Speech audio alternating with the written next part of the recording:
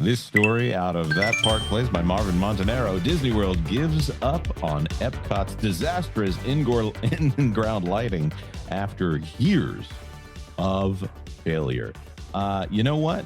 I generally don't want to be this hard on the company, but yeah, it's a failure. It looks like Walt Disney World has finally admitted defeat in one of the more embarrassing sagas to come out of Epcot's massive transformation. The troublesome in-ground lighting installed throughout World Celebration Gardens in Epcot is being removed, and Disney crews are now filling the channels that once housed the lighting strips with concrete.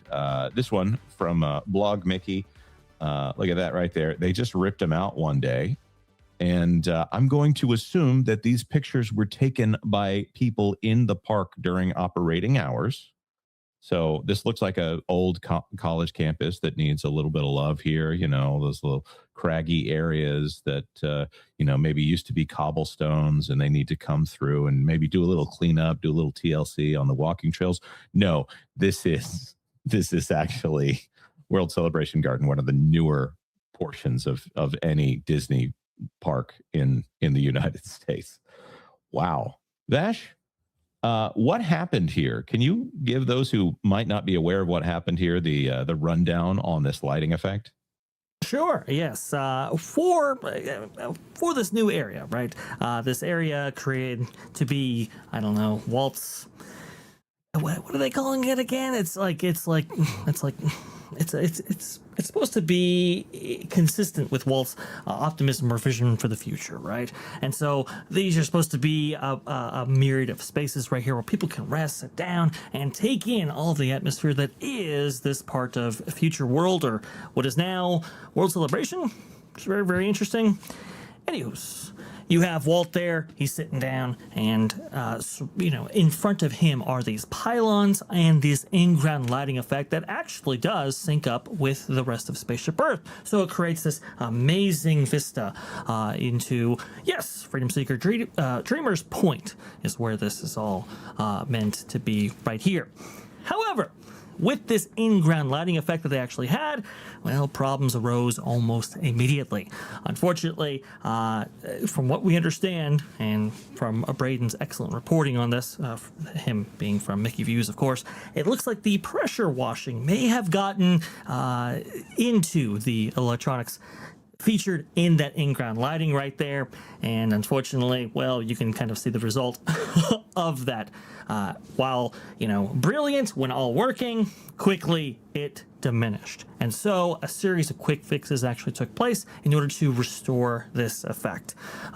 They tried, replacing them outright, maybe sealing them up. That obviously didn't work. They have tried now replacing the entire menagerie of the effect with like thicker, containers, let's say, for the LEDs themselves, but those actually started popping back up, creating tripping hazards. And so maintenance went in there and actually tried to screw them down at one point to keep them down. But obviously the lighting effect itself, came off with varying effects. Can I point this out? The first time they tried to screw them down, they were white screws that match the unlit effect of them. They're white during the day, matching the aesthetic of the area. And then at some point they gave up and used black as black can get screws to try to pin these things down. And mostly you couldn't miss it, especially if you were walking through the area.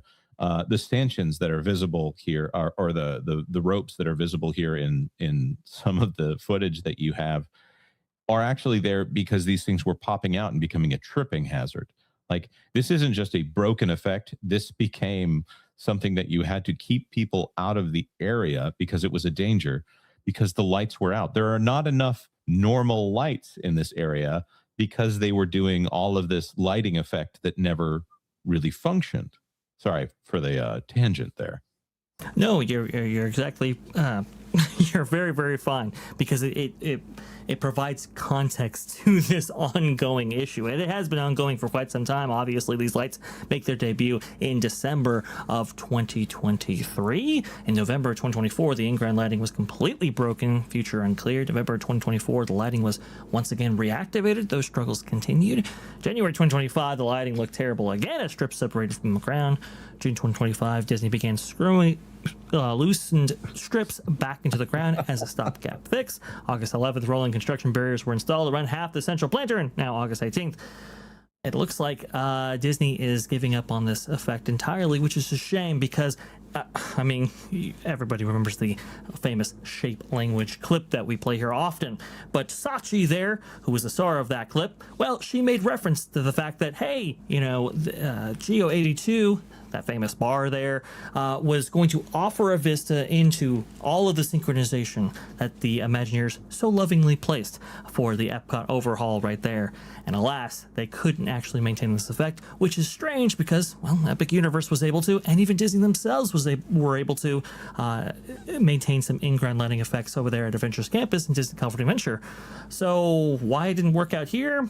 Well, that remains to be known fully. Right. And I think there'll be a lot of theories over the coming months and years on this one. So this is concrete in this space now. So this is not that they've removed it and they're going to replace it with something else. Now, it is Disney. They do have the option of filling in concrete if they want.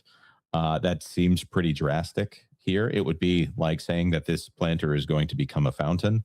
I think that putting concrete in the holes here is the end of whatever this effect was going to be. This was a project that started under Bob Chapek, I believe. Was he part of the theme park division directly at that time? So they announced this transformation of Epcot. I almost said Epic.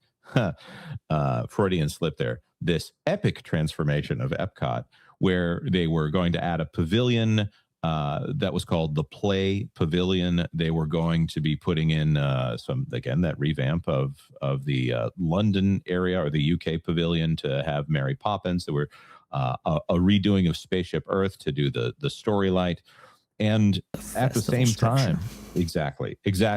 And instead, we got Communicore Plaza, which is about on par with the average community college's gymatorium. Communicore Plaza, coming from Communications Corps and also Community College. Yes. There was also a National Geographic documentary commissioned at the same time about the transformation of Epcot. And it came out very soon after this about they patted themselves on the back a little too hard. By the way, of course, Disney owns National Geographic. They patted themselves on the back very hard. They did one final repair, and then I think this is it. Now that Josh D'Amaro is in charge, he seems to be going after a lot of the embarrassing mistakes that the Parks Division made at the end of his tenure as head of the Parks Division. I don't know if this is something where he had fights with the local presidents of the parks and resorts, or if this is something that he is turning around and saying, you know what, I have enough money that I can burn money the way Bob Iger did. So I'm gonna create mistakes and then fix those mistakes and pretend like I'm the savior of the company. That's classic Iger move. But this to me says, okay, enough.